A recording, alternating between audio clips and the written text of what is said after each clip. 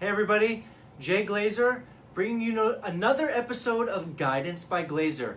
You can see bombogenesis, the bombo cyclone, the snowstorm, the thunder snow, the snow thunder. It's all happening right behind me. Hopefully we will survive. Although, as you can see on my lovely hand to my left here, I have not survived. And what I haven't survived is all of the offers we are making on behalf of our clients. We are writing so many offers, my hand can't even take it anymore. Just kidding.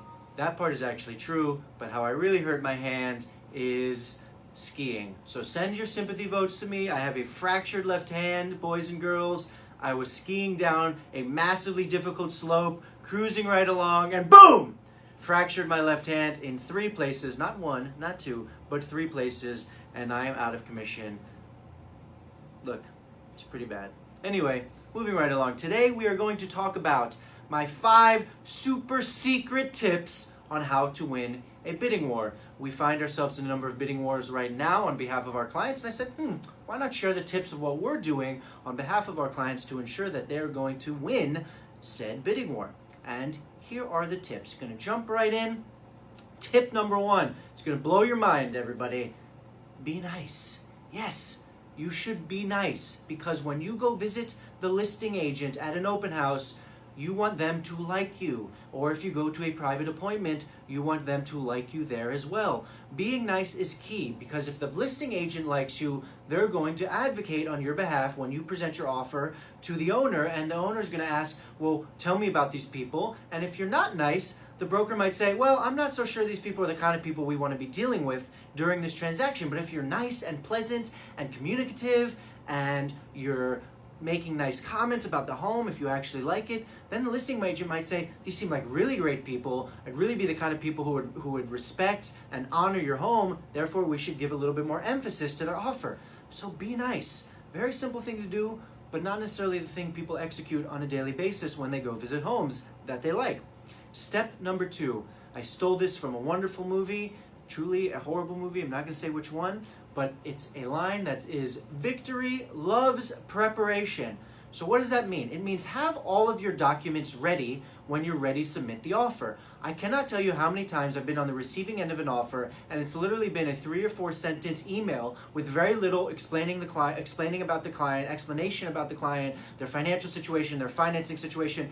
If I'm the recipient of 4, 5, 6 offers and I have very little information to work with, what in God's name is going to compel me as the listing agent or potential owner to really consider your offer seriously? Now, you might be offering the best amount of money, but if your offer is incomplete, it's the best amount of money with an incomplete offer. Therefore, it's rather irrelevant. It's void, quite frankly. So at the end of the day, it's really important to get all of these documents prepared so that when you are ready to make the offer, you have everything at the ready. So what are these documents? If you're financing, a pre-approval letter. If you're purchasing in a cooperative, a REBNY financial statement. That's an asset and liability spreadsheet. Very clearly outlines what your asset class is.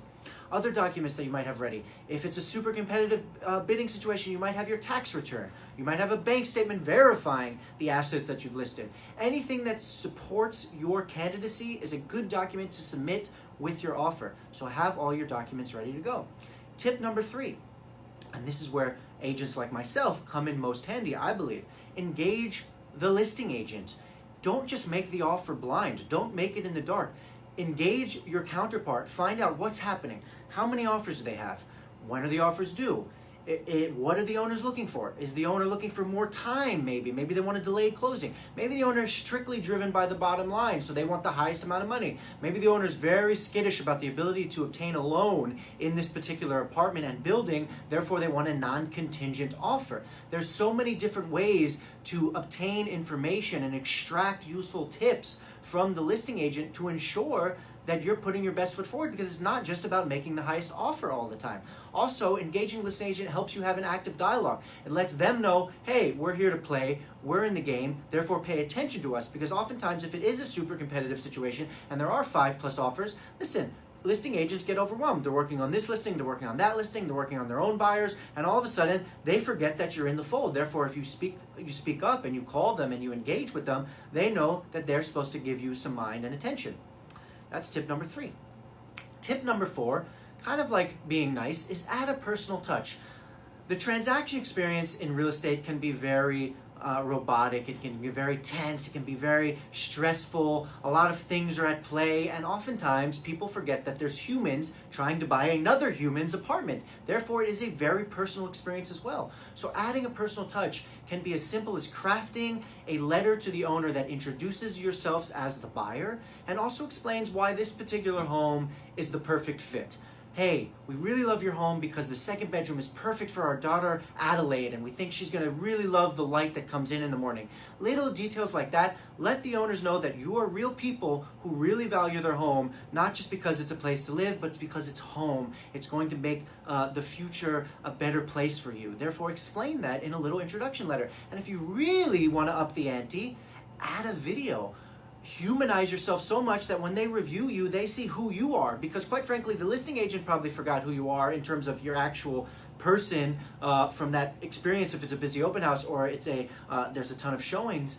But then the owner definitely doesn't know who you are. So add a personal touch via a video that says, hey, here's who we are, here's our backstory, here's why we want to buy your home. Boom, you're really pulling on the heartstrings of the owner, which can oftentimes heavily influence if you get the home or not. Yes, it's a transaction, it's bidding, you're trying to get a number that works for the owner, but oftentimes the owner isn't only going to be driven by the numbers. They're often driven by who's going to be living in their home that they've spent so much time, maybe money renovating in, and all the things that made it their home. They want to pass it off oftentimes to someone who's going to appreciate those things. Therefore, adding that personal touch, explaining said things, can really be the icing on the cake for winning a bidding war. And my last tip is really what happens after the fact, and that's stay patient and positive, and that means stay patient and positive if and when you don't win the bidding war. Now, most of the time we represent clients who do win the bidding war, but occasionally someone just blows the number out of the sky or makes such a compelling offer that you just don't have a chance to win. But if you stay patient and positive, oftentimes that first offer is exactly what it seems like. Too good to be true. And therefore 3, 4, sometimes even 1 or 2 days after they've told you you've not won, they come back to you and they say, hey, there's an opportunity to jump in here. Do you still want the home? So as long as you stay positive and patient and also open-minded and you don't necessarily get down and out, you don't badmouth the listing agent, you don't start getting all frustrated, you might actually have an opportunity to jump in here at a price that you know is lower than somebody who is willing to pay more for it. So in a way, you're actually getting great value because you've now got an apartment at the price that works for you when somebody else was willing to pay more for it. So that's a true win in my eyes. So really stay focused on the property. Obviously, hedge your bets, go see other homes, go make sure that there's nothing else out there you want to buy. But if a couple days rolls by and you still really love this home, don't lose hope. It could come back to you. I have seen it time and time again, and our clients who oftentimes come in second place because they put in the shrewd offer, not necessarily the pie in the sky offer, get the home at second crack.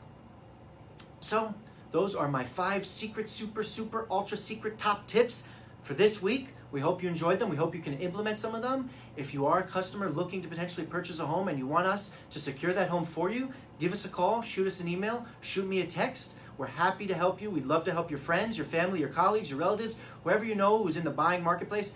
Truth be told, we love representing buyers. We feel like we bring tremendous value to those buyers because we have some of these skills truly wrapped up and on lockdown. And we often find ourselves at the winning end of a crazy bidding war because of said tips. Enjoy, good luck, stay dry, stay safe out there in Bombo Genesis world. I really don't even know how it's pronounced, it's a crazy term. Just don't slip and fall and end up like me, Mr. Ski Storm Accident over here. Have a great week. See you next week. Take care.